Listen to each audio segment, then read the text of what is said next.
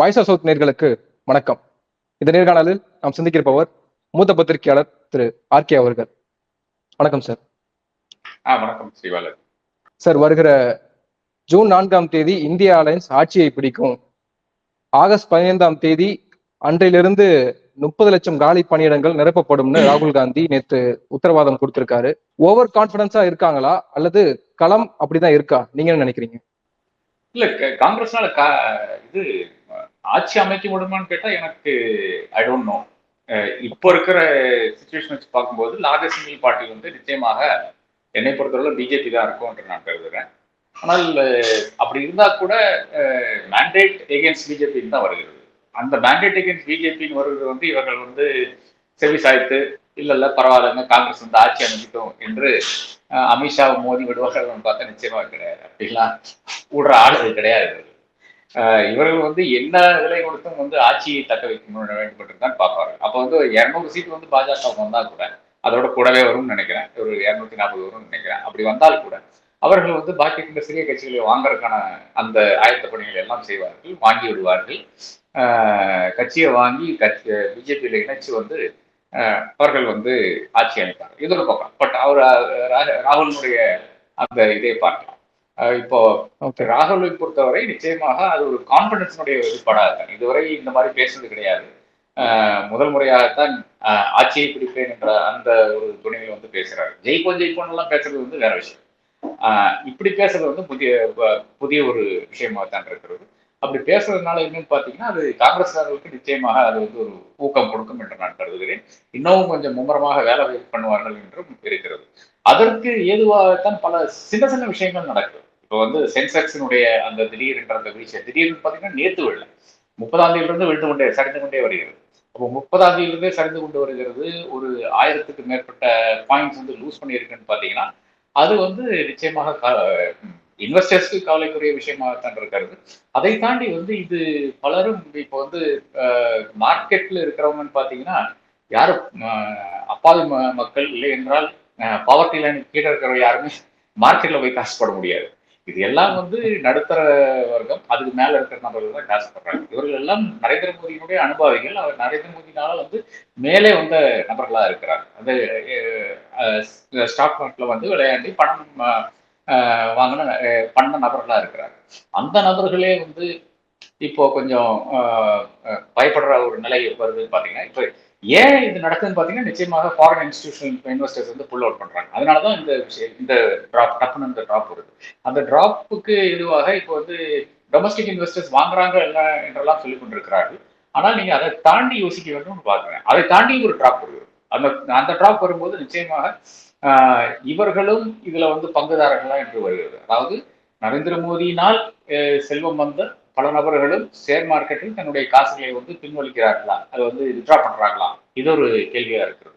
அப்ப அது இருந்தால்தான் அந்த வரை டிராப் வரும். இல்லை என்றால் இப்போ டொமஸ்டிக் இன்வெஸ்டர்ஸ் வந்து எஃப்ஐஎஸ் அங்க விற்கிறத வந்து வாங்கிட்டாங்கன்னா அதுல பிரச்சனை கிடைக்குது. விற்கிறது வாங்குறது அன்றாடம் நடக்கின்ற விஷயங்களாக தான் இருக்கிறது. இது அப்படித்தான் ஒரு ஸ்டாக் மார்க்கெட்டே ஒர்க் பண்ணும். எவனா விற்பான், எவனோ வாங்குவான். அந்த வாங்குற சமயத்துல தான் இது வந்து விலை அதிகமா இருக்கா கம்மியா இருக்கான்றது பிரச்சனைக்கு இடம் இருக்கிறது. அப்ப அந்த இப்ப ஒருத்தர் விற்கிறாருன்னா அது காரணம்னா அவருக்கு வந்து அங்க அந்த பொசிஷன் வந்து ஆஃப்லோட் பண்றாரு. அந்த பொசிஷன் ஆஃப்லோட் பண்ணும்போது இன்னொருத்தர் வந்து வாங்குறாருன்னு பாத்தீங்கன்னா அந்த டிமாண்ட் இருக்குன்னா நிச்சயமாக அதனுடைய சென்ஸுக்கு மேலதான் போகும். இப்ப 100 ரூபாய்க்கு ஒருத்தர் விற்கிறாருன்னு பாத்தீங்கன்னா அது வந்து அது 101 ரூபாய்க்கு வாங்குறதுக்கு இன்னொருத்தர் இருந்தாருன்னா நிச்சயமாக சென்செக்ஸ் மேலதான் போகும். அப்போ அதே மாதிரி தான் பாக்கி இருக்கின்ற பல விஷயங்களும் வருது. எதுக்கு அதானி அம்பானி என்ற அந்த பேச்சுக்கு ஏன் பேச்சு ஏன் வருகிறது என்ற விஷயம் இருக்கிறது. அதே மாதிரி ஒவ்வொரு விஷயங்களும் பார்த்து விட்டால் ஓஹோ ஏதோ பிஜேபியில ஏதோ குளறுபடி இருக்கிறதோ அதனாலதான் டென்ஷன் ஆகிறாங்களோ. இதற்கு அரசனுடைய இன்னொரு விளக்கம் இருக்கிறது. இதெல்லாம் பிரச்சனை இல்லைங்க, அவர் வந்து டெஃபினட்டா வந்து 272 கிராஸ் பண்ணிடுறாரு, அது பிரச்சனையே கிடையாது. ஆனா 3/4 மெஜாரிட்டி வர வேண்டும் என்று பார்க்கிறார். அதனால அவர் புஷ் பண்ணி கொண்டே இருக்கிறார் என்று கூறுகிறார்கள். அப்ப அதற்காக 3/4 மெஜாரிட்டிக்காகத்தான் தமிழ்நாட்டில் வந்ததாக நாம் வந்து ஒத்துக்கொள்ளலாம். நிச்சயமாக அதனாலதான் வந்திருக்காரு அந்த சமயத்துல. ஏன்னா ஃபர்ஸ்ட் பேஸ் கூட ஆரம்பிக்கவில்லை இல்லையா. ஆனா இந்த ஃபர்ஸ்ட் அந்த புஷ் கூட அது ஒழுங்கான ஒரு புஷாக எனக்கு தெரியவில்லை. ஜனவரியிலிருந்து ஆரம்பிச்ச அவருடைய பிரச்சாரம், அதாவது தேர்தல் ஆணையத்துக்கே நல்லா தெரியும். தேர்தல் ஆணையத்துக்கு எழுதி கொடுக்கறது இவங்க தானே. அதுல அவர் சாப்பா போட்டு சீல் போட்டு கொடுப்பாரு, லெட்டர் ஹெட்ல போட்டு கொடுப்பாங்க. அதுதான் தேர்தல் ஆணையத்தின் பணியா இருக்கிறது. அப்போ அதுல கூட ஜனவரியிலிருந்து பேசுற பேச்சுகள் பாத்தீங்கன்னா என்ன பேசினாரு? ஒண்ணு வந்து ஊழலாட்சி, தமிழகத்தில் இருந்த ஊழலாட்சி, ரெண்டு வந்து வாரிசு அரசியல் பண்ணி கொண்டிருக்கிறார்கள். இந்த மாதிரியான விஷயங்கள் தான் அவர் பேசிக் கொண்டிருந்தார். அதை தாண்டி அப்கோர்ஸ் நாங்க வந்து நிறைய டெவலப்மெண்ட் பண்ணியிருக்கோம், அந்த விஷயங்கள் எல்லாம் பேசினாரு. அப்புறம் விகசித் பாரத் 2047 இந்த மாதிரி விஷயங்கள் எல்லாம் பேசியிருக்காரு. ஆனால் அது இன்னுமே ஒண்ணுமே வந்து தமிழ்நாட்டில் எடுபடல. கடைசியில் என்ன கேட்கறாங்க? அந்த எய்ம்ஸ் கட்டினீங்களா? நீங்க வந்து 2018 ஃபர்ஸ்ட் 19 வந்து இது வந்து ஃபவுண்டேஷன் ஸ்டோன் போட்டு பாருங்க, என்ன ஆச்சு? 5 வருஷம் என்ன பண்ணிட்டு இருந்தீங்க? அந்த கேள்வி இருக்கிறது. அதை தாண்டியும் வந்து இவ்வளவு மழை வெள்ளம் வந்திருக்கிறது, அந்த சமயத்துல எல்லாம் வராத நரேந்திர மோடி ஏன் இப்போ வர்றாரு? அந்த கேள்வியும் இருக்குது. 8 வாட்டி 9 வாட்டி உங்களுக்கு வேணும்னா நீங்க வர்றீங்க, உங்களுக்கு ஓட்டு பிடிக்கிறதுக்காக நீங்க வர்றீங்க. ஆனால் அதே நேரத்தில் எங்களுக்கு ஒரு துயரம் இருக்கும்போது நீங்க வரல. அப்ப நரேந்திர மோடி மேல இருக்கின்ற அந்த வெறுப்பு என்பது மு.க. ஸ்டாலின் ஆட்சி மேலையான வெறுப்பை விட எவ்வளவோ மடங்கு அதிகமா இருக்குது. அதனால அந்த நெகட்டிவ் ஓட்டு தான் இப்போ வந்து திமுகவுக்கு காங்கிரஸுக்கு பாசிட்டிவ் ஓட்டாக மாறுதே தவிர, நிச்சயமாக இது திமுக பாசிட்டிவ் காங்கிரஸ்க்கான ஒரு பாசிட்டிவ் ஓட்டாக பார்க்க வேண்டும். அப்போ அப்படி தமிழகத்திலிருந்து ஆரம்பித்துக் கொண்டு எந்த இடத்துல பார்த்தாலும் இந்த நெகட்டிவிட்டி பல இடங்கள்ல இருக்கிறது. அடுத்தடுத்த ஃபேஸ்ல வந்து இவர் வந்து அதோட பெரிய நெகட்டிவ் கேம்பெயின் எடுத்துட்டு போகும்போது நிச்சயமாக உங்களுக்கு சொல்றதுக்கு ஒண்ணும் இல்லைன்னு வந்துருது. அதாவது நீங்க ஒரு 90% உங்க ஸ்பீச்ல வந்து நான் இதை செய்தேன், நான் இதை செய்தேன், அடுத்ததாக இதை செய்ய போறேன், இது செய்ய போறேன், அது மட்டும்தான் ஸ்பீச்சாக இருந்தால் நிச்சயமாக அது வந்து மக்களிடையே ஒரு ரெசனன்ஸ் இருக்கும் என்று கூறுவாங்க. ஆனால் இது இடத்தால 50 to 60% வந்து காங்கிரஸை வந்து கார்னர் பண்ற மாதிரியும், இஸ்லாமியர்களை வந்து கார்னர் பண்ற மாதிரியும் மட்டும்தானே பேச்சு இருக்கிறது. ஓட்டு ஜிஹாதுன்னு பேச ஆரம்பிச்சாரு. உங்களுடைய மங்கள் சூத்திரால இருந்து எல்லாம் எடுத்து இஸ்லாமியர்கள் கொடுத்துருவார்கள் என்ற ஒரு பிரச்சாரம் ஆரம்பிச்சாரு. தனிப்பட்ட முறையில வந்து பலரை தாக்குனாரு. அதை தாண்டி சோனியா காந்தி அம்மையார் வந்து பயனால ஓடி விட்டாங்க அப்படின்ற ஒரு அப்பட்டமான ஒரு குற்றச்சாட்டு எல்லாம் வச்சாரு. பயத்துல ஓடி போய் ராஜஸ்தான்ல இருந்து ராஜ்யசபாவுக்கு வந்தாங்க. இதெல்லாம் வந்து அவங்களுக்கு எவ்வளவு உடம்பு சரியில்லைன்னு அனைவருக்கும் தெரிஞ்ச விஷயமா இருக்கிறது. இந்த மாதிரியான தருணங்களில் வந்து யாருமே ஒரு அரசியல் ஒரு நாகரிகம் இருக்கின்ற ஒரு அரசியல் தலைவர் வந்து நிச்சயமாக அந்த மாதிரி ஒரு நபரை வந்து இந்த மாதிரி பேச மாட்டார். அது நம்மளுடைய அரசியலே கிடையாது. அப்புறம் பிரதமர் நிச்சயமாக அப்படி பேசியிருக்க கூடாது என்ற அந்த ஒரு விஷயம் வந்து பல மக்களுக்கு போய் சேருது. அப்போ ஒரு அன்கூத் மேன் என்ன வேணா பேசுவாரு ஓட்டுக்காக, என்ன வேணா செய்வார் ஓட்டுக்காக என்றெல்லாம் அந்த இதை தாண்டி இன்னொரு நபரும் கிடையாது. பாஜகவை பொறுத்தவரை இன்னொரு ஓட் கேச்சர் என்ற ஒரு நபரே கிடையாது. அப்ப இவர் சொல்றதுதான் விஷயம் என்ற அந்த இடத்தில் நம்ம யோசிக்கும் போது தொடர்ந்து மிஸ்டேக் பண்ணிட்டு வர்ற ஒரு சூழ்நிலையில தான் இப்ப ராகுல் காந்திக்கு வந்து இந்த தைரியம் வருகிறது. ராகுல் காந்தியினுடைய பாடி லாங்குவேஜை மாறுகிறது என்றுதான் பார்க்க முடியும்.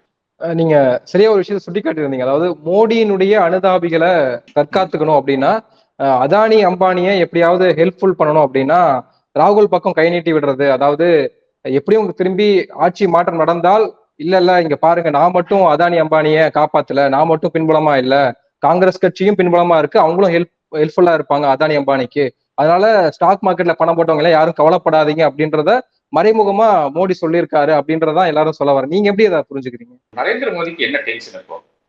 காங்கிரஸ் எப்படி தன்னுடைய பிரச்சாரத்தை முன்னெடுத்து செல்கிறது, இதுதான் பிரச்சனை. ஏனென்றால் எல்லா கணக்கையும் முடக்கியாச்சு, எந்த அளவுக்கு முடக்க முடியுமோ எல்லாம் முடக்கியாச்சு, பெரிய ஃபைன் எல்லாம் போட்டாச்சு, அதெல்லாம் வந்து ஃப்ரீஸ் பண்ணியாச்சு. இதன் பிறகும் வந்து காங்கிரஸ் வந்து தன்னுடைய அந்த கேம்பெயினை வந்து முன்னெடுத்து செல்வது எப்படி செல்லுது? யார் காசு கொடுக்குறாங்க? இந்தியாவில் இவ்வளவுதானுங்க. இந்தியாவில வந்து 12 to 15 பணக்காரன் தான் இருக்கான். இந்த பணக்காரன் தான் இருக்கிற அத்தனை அரசியல் கட்சிகளுக்கும் காசு கொடுக்கணும். இது ஒரு உண்மை.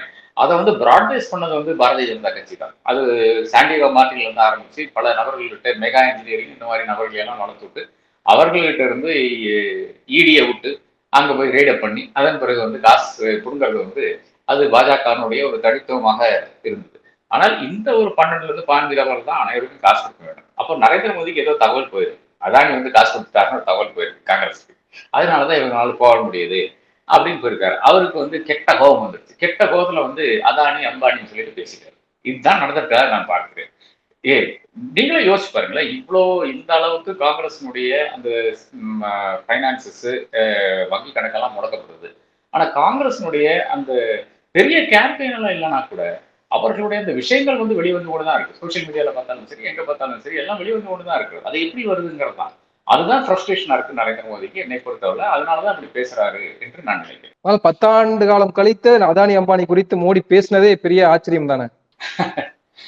இல்ல அது ஒரு ஒரு வழி இல்லைன்னா, அதாவது ஒரு அரசியல்வாதியை பொறுத்தவரை வந்து அவர்கள் வந்து எந்த காம்ப்ரமைஸுக்கும் போவார்கள். அதாவது ஒரு தன்னுடைய அரசை தக்க வைக்க, தன்னுடைய அந்த அதிகாரத்தை தக்க வைக்க எந்த எக்ஸ்டென்ட் வேணாலும் போவாங்க. இப்போ திமுகவை பொறுத்தவரை திமுக வந்து பாஜக கூட கூட்டணி வச்சிருக்கிறது. அது ஏன்னு பாத்தீங்கன்னா இங்க ஒரு எதிர்வினை ஆற்ற வேண்டும், தமிழ்நாட்டில் ஒரு எதிர்வினை ஆற்ற வேண்டும். திமுகவை ஒழிச்சிருவோம் என்ற இடத்துல இருந்து அவர்கள் வந்து பல விஷயங்கள் செய்து கொண்டிருந்தார்கள். அப்ப அதை வந்து கட்சியை காப்பாற்ற வேண்டும், அதே நேரத்துல வந்து ஜெயலலிதாவுக்கு ஒரு செக்மேட் வைக்க வேண்டும். அப்போ அந்த ஒரு இதுல வந்து என்ன பண்ணாங்க பாத்தீங்கன்னா, தன்னுடைய எல்லா கொள்கையையும் தூக்கி வெளியே போட்டு அவர்கள் நேராக போய் பாஜக சேர்த்தாங்க.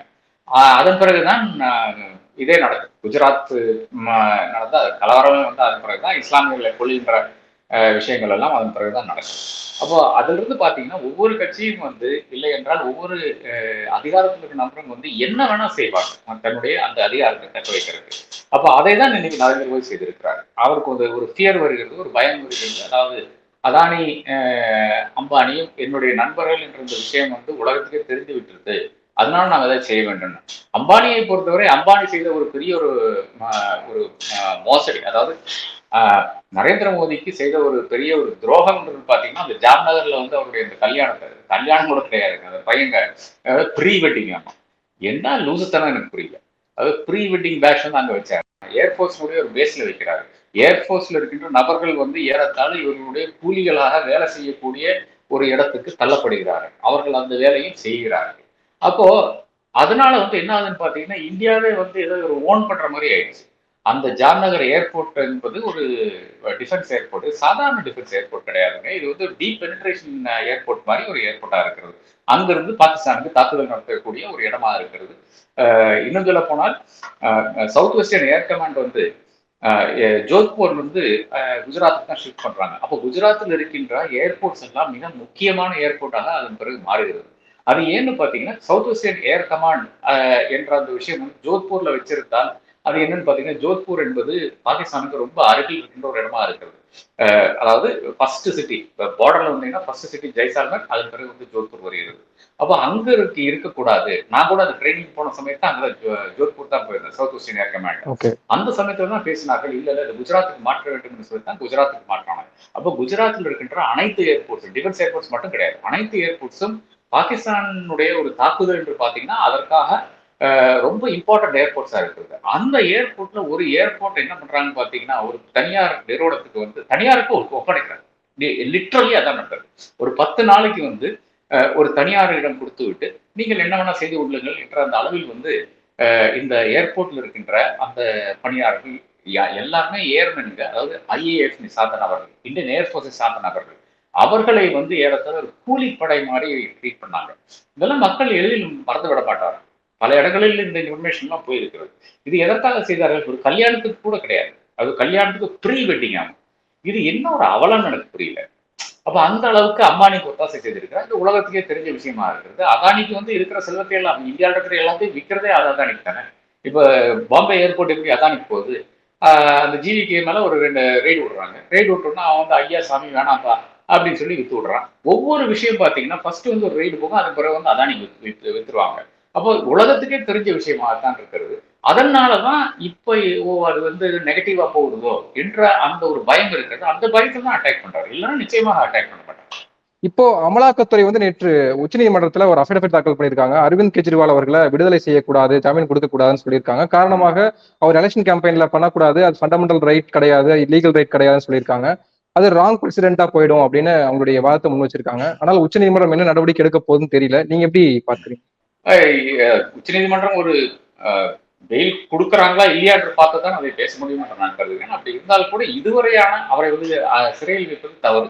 சுப்ரீம் கோர்ட் வந்து இதுக்கு முன்னாலேயே வந்து அவருக்கு வந்து நிச்சயமாக பெயில் கொடுத்திருக்க வேண்டும். ஜஸ்டிஸ் கண்ணாவும் சரி, ஜஸ்டிஸ் தத்தாவும் சரி, இதுல வந்து தன்னுடைய அந்த ஜனநாயக கடமை என்று ஒன்று இருக்கிறது. ஒரு பிரஜையினுடைய, அதுவும் ஒரு முதலமைச்சரினுடைய, ஒரு அரசியல் கட்சி தலைவரினுடைய அந்த ஜனநாயக கடமையை ஆற்றுவதற்கான அந்த வழியைத்தான் இவர்கள் சுப்ரீம் கோர்ட் வகுத்து கொடுக்க வேண்டும். அது செய்யவில்லை என்றதுதான் மிக மிக வருத்தத்துக்குரிய ஒரு விஷயமா இருக்கிறது. அது என்னைக்கோ செய்திருக்க வேண்டும்.